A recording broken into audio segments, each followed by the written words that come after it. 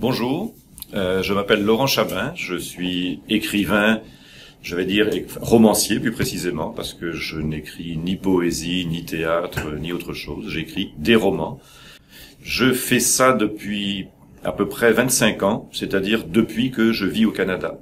Je n'ai pas toujours été écrivain, j'avais plus de 35 ans quand j'ai commencé, et le métier d'où je viens n'a absolument rien à voir avec l'écriture. Je faisais de l'import-export de déchets métallurgiques. Donc j'étais un ferrailleur.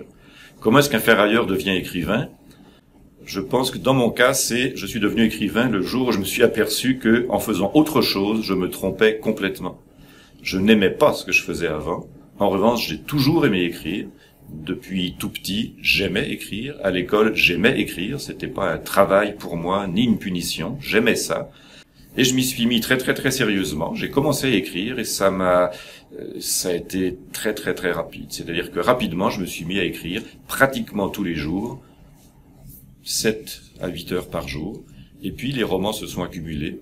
J'ai eu un petit peu de difficulté à me faire publier au départ parce que j'étais complètement inconnu et que, vivant à Calgary, c'était assez peu facile de me faire connaître à Montréal ou du moins au Québec, là où se trouvent la plupart des éditeurs. Aujourd'hui, je pense que j'en suis à pas loin de 90 titres publiés. Là-dessus, on trouve de tout.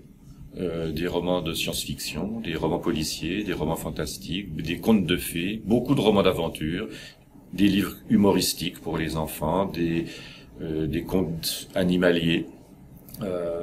Vraiment, c'est un spectre assez divers.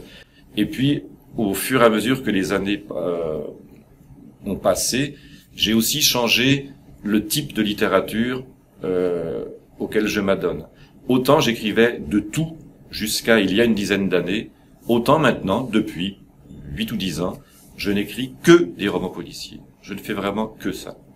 Pourquoi? Parce que ce genre-là est essentiellement un genre réaliste. On veut parler de choses vraies, pas seulement possibles, mais vraies. Et dans mon cas, la plupart des romans que j'écris depuis ces dernières années sont tout simplement tirés de faits divers, d'histoires réelles, d'histoires criminelles réelles que je trouve sur Internet, dans les journaux, dans les magazines. Et je me sers de cette base-là pour construire mes scénarios.